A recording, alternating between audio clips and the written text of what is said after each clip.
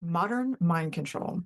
I assure you, this part is not from a failed Hollywood movie. This is all around us every day, right now. And here are the main points I think are incredibly important for us to know or understand. From direct control to directed inference. With the evolution of information control, we can see how manipulation has evolved. The old methods, which were direct, include explicit propaganda, direct censorship, and overt control of information, whereas the new methods, covert, include directed inference and attention architecture. With directed inference, some of the points are strategically incomplete information, guided speculation during information gaps, and letting people convince themselves. With attention architecture, this includes strategic placement of information breaks, emotional anchoring before pauses, and using natural thought patterns against us, such as fill in the gaps. A few quick examples of natural thought patterns would be pattern completion, such as fill in the blanks or predicting the ending, the recency effect, where we give more weight to the last piece of information we received before a pause, or the most recent emotional trigger that tends to dominate our thinking during the breaks. Then we have associative memory chains, where one thought naturally leads to related thoughts in a chain reaction. We have confirmation seeking. So during information gaps, we naturally seek details that confirm our initial suspicions, because aren't we clever? The next point, which is confirmation bias, is part of a larger approach to modern mind control. A few examples of this are seeking information that confirms existing beliefs. It's kind of self-explanatory. Dismissing evidence that contradicts what you already believe. And my favorite, interpreting ambiguous information in a way that supports our current perspective. This ties back to that belief I had about men. That flawed belief that I started off with. Well, every experience that I had that didn't go well just reinforced the belief that was already there. Confirmation bias. Thank goodness that one's gone. Some key differences between confirmation bias and cognitive bias, which you might hear used interchangeably. I think I even used that until I studied the difference here. Confirmation bias is a specific type of cognitive bias that focuses solely on how we handle information that either confirms or challenges our existing belief. And cognitive bias is a broader category encompassing many types of mental shortcuts and errors in thinking. Confirmation bias deals with how we process new information and typically works against accurate understanding, whereas cognitive bias can affect decision-making processes, but it's often unconscious mental shortcuts that sometimes help us make quick decisions, like if we're in danger, for example.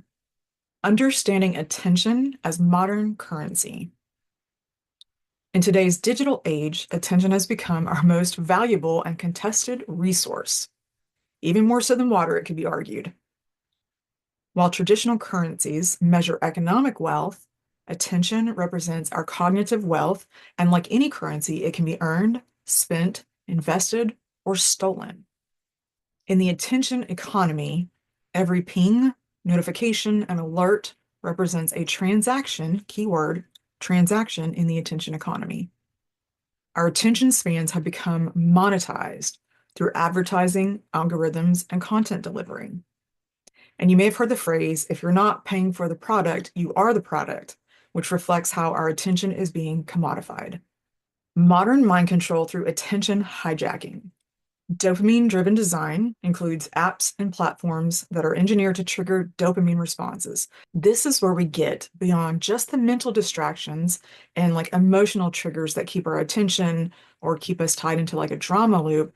This is where people have figured out. I want you to hear that again. People have figured out how to hijack the chemicals in our brain through these processes.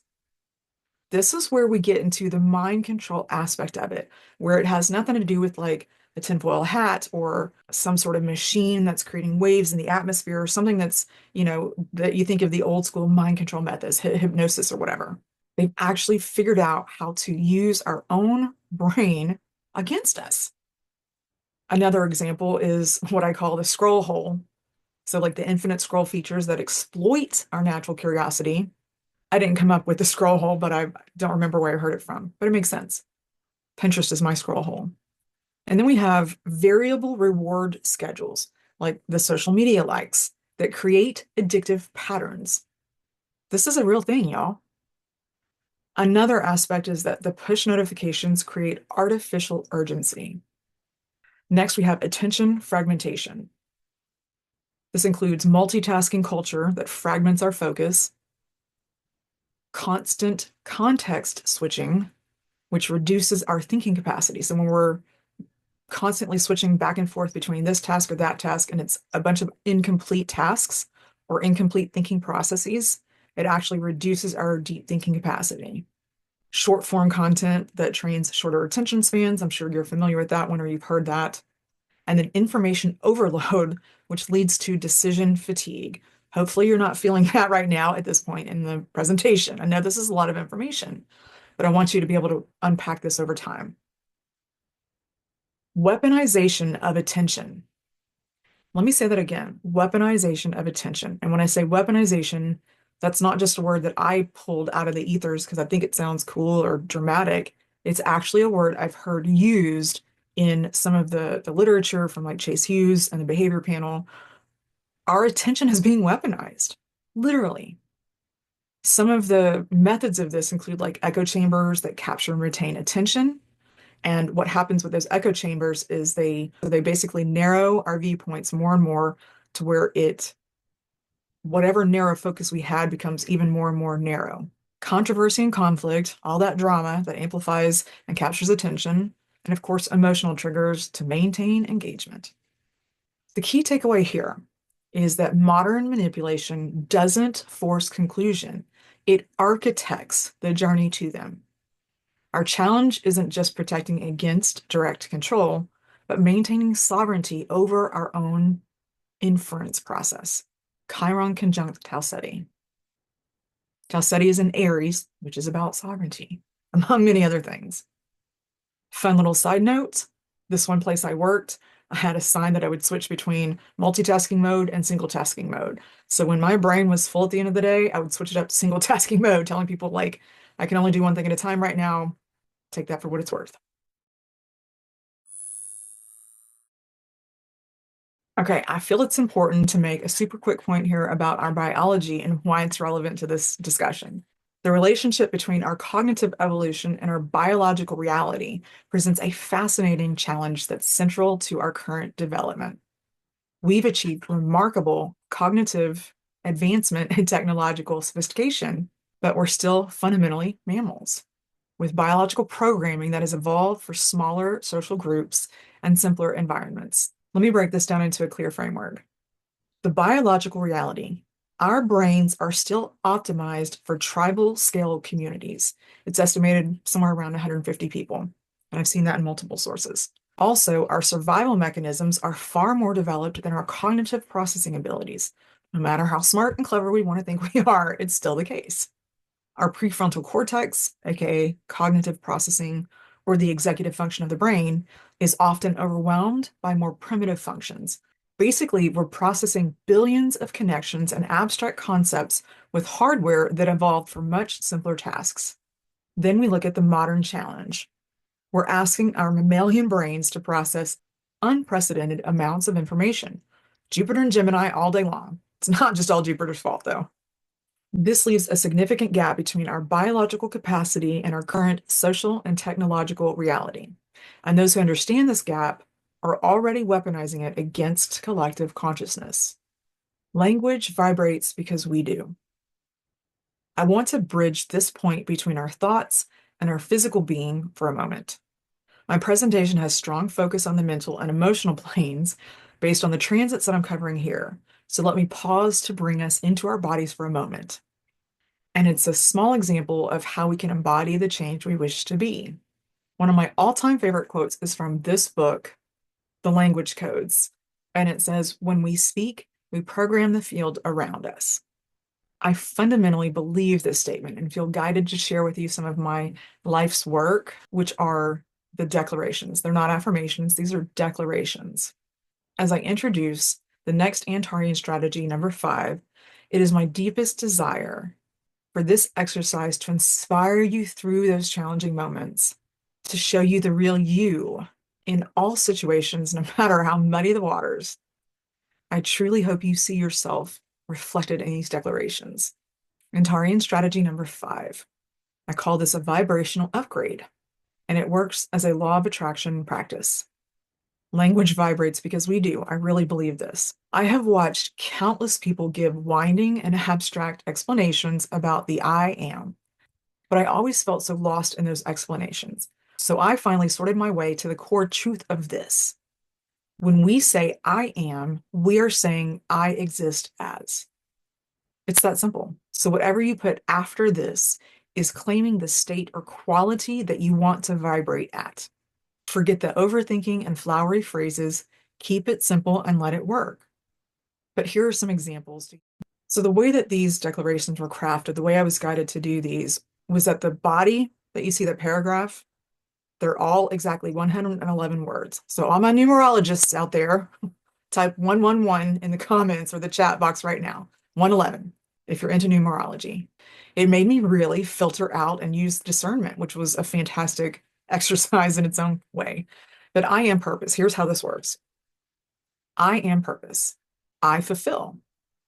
Purpose is the practice of defining and living a meaningful life. It can be the meaning that we give to our lives or the meaning that we give our lives to. The difference between having a purpose and living with purpose is permission. Participating in something we enjoy brings satisfaction, and participation in something we value brings fulfillment. Although we assign meaning to people and experiences based on their significance or influence in our journey, our sense of meaningfulness comes from within. It is the permission we give ourselves to live a passionate and fulfilling life. If we wait for others to define us, then we also wait for them to validate us.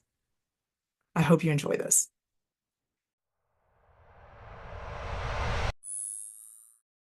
While I don't have time to really dive into the logical fallacies that are currently in place, I do want to help you understand how to recognize them with a simple practice that should give you some immediate feedback, internal feedback, about how or where they may be working in your daily life. 5 of the most common logical fallacies would be appeal to emotion, false dichotomy, appeal to authority, slippery slope, and ad hominem. So how these fallacies affect our attention would be things like emotional hijacking, cognitive load, identity reinforcement, just to name 3. With emotional hijacking, this is, of course, using emotional triggers to bypass rational thought, and or creating urgency through fear or excitement. Cognitive load would be overwhelming someone with information to prevent critical analysis, so information overload, or using complex language to mask simple fallacies. I call this talking at people instead of talking to them. And with identity reinforcement, this is something like appealing to group identity or reinforcing existing beliefs for comfort. So how do these fallacies strengthen our belief systems? One example is a confirmation loop, and another would be defense mechanisms. With a confirmation loop, you have flawed arguments that confirm existing beliefs, making them feel more convincing. Are you starting to notice the themes here? And with defense mechanisms, this could include building emotional attachments to beliefs and or using flawed arguments to protect core beliefs. I'm really excited about this next Antarean strategy. It is an example of some clear, simple statements that you can read through. And once you read them, you'll kind of see how they work and you can create your own to help with your discernment practice. What I love about framing fallacies in this way is how clearly it exposes the faulty logic. When we state these assumptions so plainly, their flaws become obvious. These statements highlight the flawed reasoning in a clear, memorable way. They show us how we can sometimes mistake complexity for truth or authority for accuracy. Ready? Here we go. Antarean strategy number 6, discernment exercise, exposing logical fallacies. So like I said, these are statements to identify fallacies in daily life, like flaws in your own thinking. Examples for appeal to authority: if someone important said it, it must be true. If it's published in a famous journal or a credible source, it can't be wrong. For cognitive load, if it's complicated to explain, it must be more valid. For emotional hijacking, if it makes me angry, it must be worth sharing. If it feels urgent, it must be important. Or if it scares me, others need to know about it. Some examples for identity reinforcement: if it fits my worldview, it must be accurate. If it challenges my identity, it must be wrong. We just talked about that one. And for the ad hominem, I think I'm saying that right, if they've made mistakes in the past, their current argument must be wrong. You hear this one a lot in legal settings where they try to discredit a witness. Another one that sounds funny, but believe it or not, it's used quite a bit. You can see it once you know what to look for. If I don't like the person, their ideas must be bad. Or if they're not perfect, their point can't be valid. You get the idea. Add your own. If you have some, please put them in the chat. I would love to hear. I'd love to hear some of your statements about exposing some of these fallacies. This will be great.